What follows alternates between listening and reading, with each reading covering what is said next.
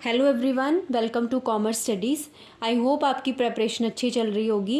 Guys, अभी जो Indian economy है उसके मैंने 2 क्वेश्चंस जो अपलोड किए थे कि बैलेंस ऑफ पेमेंट क्या है और next one is demographic dividend.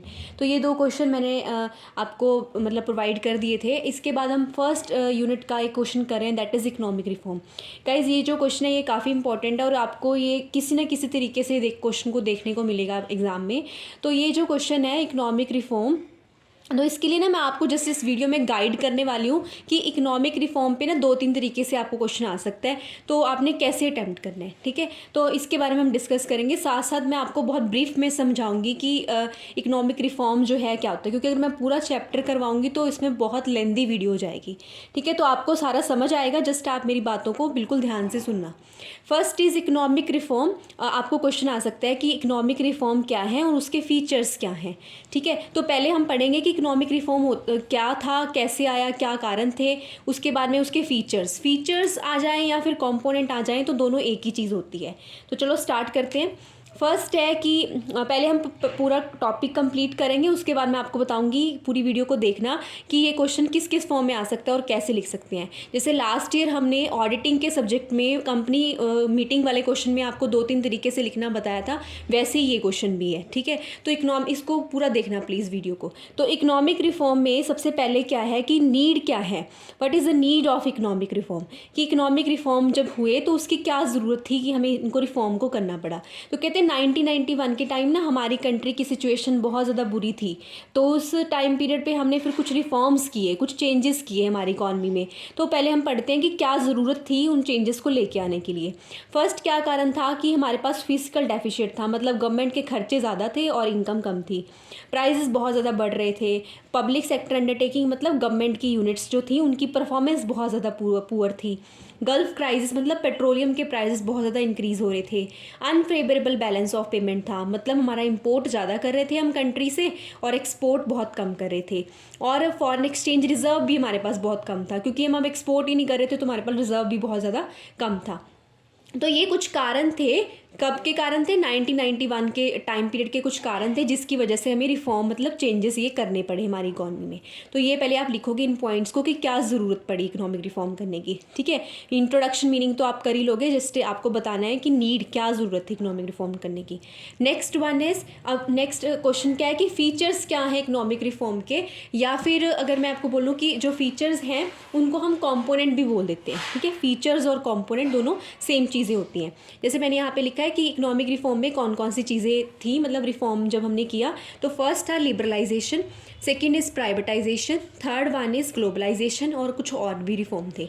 तो मेनली क्या है, लिबरलाइजेशन और जो ये लिखा है मैंने यहाँ पे प्राइवेटाइजेशन और ग्लोबलाइजेशन, ये ज़्यादा इंपॉर्टेंट है। तो ये अगर फीचर्स आ जाएँ या कॉम्पोनेंट्स आ जाएँ तो यही है, ठीक है। फर्स्ट हम करते हैं लिबरलाइजेशन के बारे में। लिबरलाइजेशन में क्या था, लिबरलाइजेशन का मतलब होता है कि गवर्नमेंट ने क्या किया कि जो अननेसेसरी रिस्ट्रिक्शंस थी ना, पहले बहुत सारी रिस्ट्रिक्शंस लगती थी। जैसे अगर किसी ने बिज़नेस शुरू करना है तो उसने लाइसेंस लेना पड़ता था, तो बहुत सारी रिस्ट्रिक्शंस होती थी। तो इन रिस्ट्रिक्शंस को ख़त्म करने के लिए गवर्नमेंट ने क्या किया, बहुत ये सारी चीज़ें की।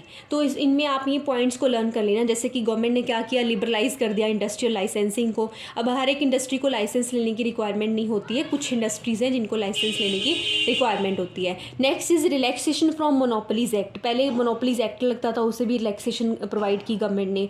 इसके अलावा गवर्नमेंट ने फेरा एक्ट को फेमा एक्ट में कन्वर्ट कर दिया। फेरा means foreign exchange regulation act, उसे गवर्नमेंट ने, पहले रेगुलेशन वर्ड आता था, मैनेजमेंट एक्ट कर दिया, क्योंकि पहले उसमें रूल्स ज़्यादा होते थे, इसमें रूल्स कम हैं। Next is liberalisation of banking sector, banking sector को भी लिबरलाइज कर दिया। और इसके बाद ना पहले ये वाला पॉइंट कर लेना, liberalisation of capital market, capital market में भी बहुत जो रिस्ट्रिक्शंस होती थी वो ख़त्म कर दी। या फिर एक्सपोर्ट और इंपोर्ट को प्रमोट करने के लिए भी गवर्नमेंट ने बहुत कुछ किया। इसके अलावा टैक्सेशन सिस्टम को भी लिबरलाइज कर दिया। तो ये कुछ मेजर्स लिए गए लिबरलाइजेशन के टाइम पीरियड पे। मैं आपको ये क्वेश्चन इस तरह करवा रही हूँ ताकि आपको लर्न करना ईजी रहे, ठीक है। क्योंकि अगर मैं आपको इनकी एक्सप्लेनेशन भी प्रोवाइड करूँगी तो ये बहुत लेंदी हो जाएगा। तो आपको ये पॉइंट लिबरलाइजेशन में 10 पॉइंट्स हैं जो वो लिखने हैं। लिबरलाइजेशन में ये ज़रूरी चीज़ें हैं, ठीक है। इनको डिटेल में आप इनकी एक्सप्लेनेशन पढ़ लेना। वैसे मैंने आपको बता दिया कि फेरा, जैसे फेरा वगैरह था, तो रेगुलेशन इसमें ज़्यादा थी, तो इसमें कम हो गई थी मैनेजमेंट एक्ट में, तो इस तरह से कुछ किया गया। पहले आप लिखोगे इकोनॉमिक रिफॉर्म क्या है, इकोनॉमिक रिफॉर्म की ज़रूरत क्यों पड़ी, फिर इसके कॉम्पोनेंट। ये फर्स्ट था लिबरलाइजेशन, जैसे मैंने यहाँ पे लिखा है लिबरलाइजेशन के ये 10 पॉइंट्स हैं और उनकी एक्सप्लेनेशन आपने लिखनी है। मैंने यहाँ पे एक्सप्लेन नहीं किया है, मैं आपको सिर्फ बता रही हूँ, ठीक है। Next one is privatisation. Next privatisation में क्या हुआ था, प्राइवेटाइजेशन में हमने क्या किया, फर्स्ट हमने लिबरलाइजेशन कर लिया, सेकेंड इज़ प्राइवेटाइजेशन। प्राइवेटाइजेशन में क्या क्या चीज़ें की गई, गवर्नमेंट ने सारे सेक्टर को, कुछ सेक्टर्स को प्राइवेटाइज कर दिया। मतलब प्राइवेटाइजेशन का मतलब होता है गवर्नमेंट ने अपने सेक्टर्स को प्राइवेट लोगों के हैंड्स में दे दिया। जैसे पब्लिक सेक्टर को कंट्रैक्शन कर दी और shares of public sector private sector को ट्रांसफ़र कर दिए, सेल कर दिए अपने शेयर्स। अभी देखो पब्लिक कंट्रैक्शन कर दिया पब्लिक सेक्टर का मतलब अभी सिर्फ रेलवे और एटॉमिक एनर्जी को छोड़ के, सिर्फ 2 सेक्टर्स को छोड़ के बाकी सारे सेक्टर्स में भी प्राइवेट सेक्टर आ जाता है। बैंकिंग में भी आपने देखा होगा कि बैंकिंग आधे बैंक्स प्राइवेट हैं आधे पब्लिक हैं, तो इस तरह से सिर्फ 2 सेक्टर्स को छोड़ के बाकी सारे सेक्टर्स प्राइवेट कर दिए गए। उसके अलावा पब्लिक सेक्टर ने प्राइवेट सेक्टर को अपने शेयर्स भी सेल कर दिए। सिक पब्लिक सेक्टर अंडरटेकिंग जो है, इसको एक बोर्ड बनाया गया, बोर्ड को दी गई BRPSC, board for reconstruction of public sector undertaking, board for reconstruction of public sector undertaking, एक बोर्ड बनाया गया। इसको सिक का मतलब क्या हुआ, सिक का मतलब पब्लिक सेक्टर अंडरटेकिंग बीमार थी, नहीं, पब्लिक सेक्टर अंडरटेकिंग सिक थी, इसका मतलब उनकी फाइनेंशियल पोजीशन सही नहीं थी। तो हमने क्या किया, एक बोर्ड बनाया और उसे इन्हें दे दिया, ठीक है। सिक थी, इसे आपको ये पॉइंट याद रहेगा पेपर में कि जब आप लिखोगे तो आपको याद आएगा कि सिक करके कुछ था, तो इसलिए मैंने इस तरह से इसे बोला ताकि आपको याद रहे। सिक पब्लिक सेक्टर अंडरटेकिंग इसे बोर्ड को दे दी गई जिनकी फाइनेंशियल पोजीशन सही नहीं थी, ताकि इंप्रूव कर दे उनको। MOU साइन किए हमने, मेमोरेंडम ऑफ अंडरस्टैंडिंग साइन किए प्राइवेटाइजेशन में। कुछ फंड्स क्रिएट किए, रिन्यूअल फंड और नेशनल इन्वेस्टमेंट फंड हमने क्रिएट किए प्राइवेटाइजेशन में। तो प्राइवेटाइजेशन में आपने ये 6 पॉइंट्स जो हैं प्रॉपर लर्न करने हैं। उसके बाद में आ गया ग्लोबलाइजेशन। ग्लोबलाइजेशन में क्या किया गया, हमने ग्लोबलाइजेशन का मतलब होता है हमने बेसिकली, अगर मैं बताऊँ आपको, कि फ़ॉरेन से हमने FDI मतलब फॉरेन डायरेक्ट इन्वेस्टमेंट को प्रमोट किया ताकि फ़ॉरेन से कोई पर्सन हमारी कंट्री में आके इन्वेस्ट कर सके।